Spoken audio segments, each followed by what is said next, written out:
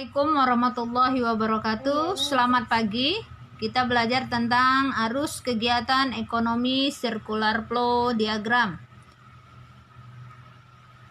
Apa sih itu circular flow? Circular flow of economic adalah lingkaran kegiatan ekonomi yang meliputi arus barang dan arus uang. Circular flow selalu berkaitan dengan 4 pelaku ekonomi serta 2 kelompok pasar. Pelaku kegiatan ekonomi. Pelaku kegiatan ekonomi terdiri atas 4. Rumah tangga keluarga RTK yang memiliki 2 peranan sebagai konsumen dan juga penyedia sumber daya manusia atau SDM. Kedua, rumah tangga produsen RTP atau sering disebut dengan perusahaan merupakan kesatuan yuridis ekonomi yang bertujuan untuk mencari laba. Yang ketiga, pemerintah. Menurut Undang-Undang Ayat 2, cabang-cabang produksi yang penting bagi negara dan menguasai hajat hidup orang banyak dikuasai oleh negara. Berarti pemerintah berperan penting dalam kegiatan ekonomi. Yang keempat, masyarakat luar negeri. Masyarakat luar negeri ini kegiatannya meliputi ekspor dan impor. 2 kelompok besar pasar dan faktor produksi. 2 kelompok besar pasar terdiri atas pasar barang dan jasa, pasar faktor produksi yang terdiri atas pasar tenaga kerja, pasar uang dan modal. Faktor-faktor produksi terdiri atas 2, yaitu faktor produksi asli SDA dan SDM, faktor sumber daya manusia. Faktor produksi turunan terdiri atas modal dan kewirausahaan. Circular flow kegiatan ekonomi. Circular flow kegiatan ekonomi meliputi 3 bentuk.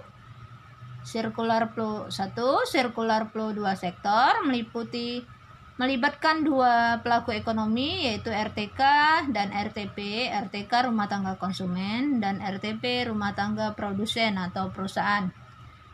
Kedua, circular flow 3 sektor melibatkan 3 pelaku ekonomi, RTK rumah tangga konsumen, RTP rumah tangga produsen atau perusahaan, dan pemerintah. Circular flow 4 sektor melibatkan 4 pelaku ekonomi, RTK rumah tangga konsumen, RTP rumah tangga produsen atau perusahaan, pemerintah, dan masyarakat luar negeri. Circular flow 4 sektor adalah circular flow yang paling lengkap dan pasar terbuka. Kita lanjut. Bentuk circular flow 2 sektor. Circular flow 2 sektor melibatkan 2 rumah tangga konsumen dan rumah tangga produsen. Di mana panah yang bawah? Faktor produksi meliputi sumber daya alam dan sumber daya manusia. Rumah tangga produsen ke pasar barang dan jasa menciptakan barang dan jasa untuk dialirkan kembali ke rumah tangga konsumen. Kemudian dari rumah tangga konsumen panahnya ke pasar barang dan jasa memberikan pembayaran untuk barang dan jasa yang telah dibeli. Dari rumah tangga produsen panahnya menuju pasar faktor produksi. Rumah tangga produsen melakukan pembayaran gaji dan upah untuk rumah tangga konsumen serta pembayaran sewa atau pembelian sumber daya alam. Lanjut ke circular flow 3 sektor. Circular flow 3 sektor. Rumah tangga keluarga, perusahaan, dan pemerintah. Dari ini 3 sektor hanya penambahannya pemerintah. Lanjut, rumah tangga ke pemerintah bentuknya pajak. Contohnya adalah pajak bumi dan bangunan dan PPH.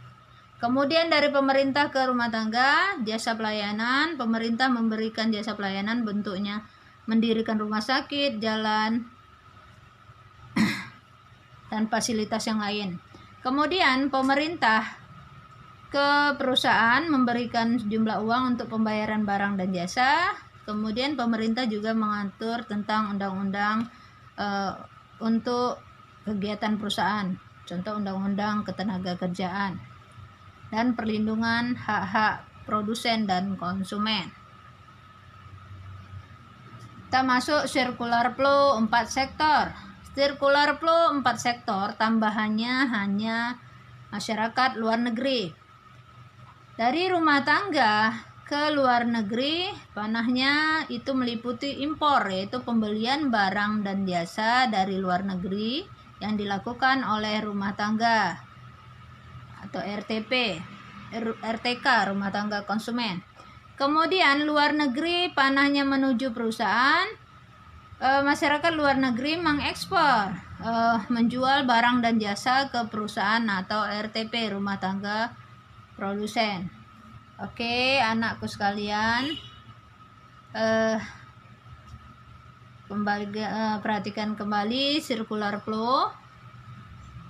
Circular flow yang paling lengkap itu yaitu circular flow 4 sektor.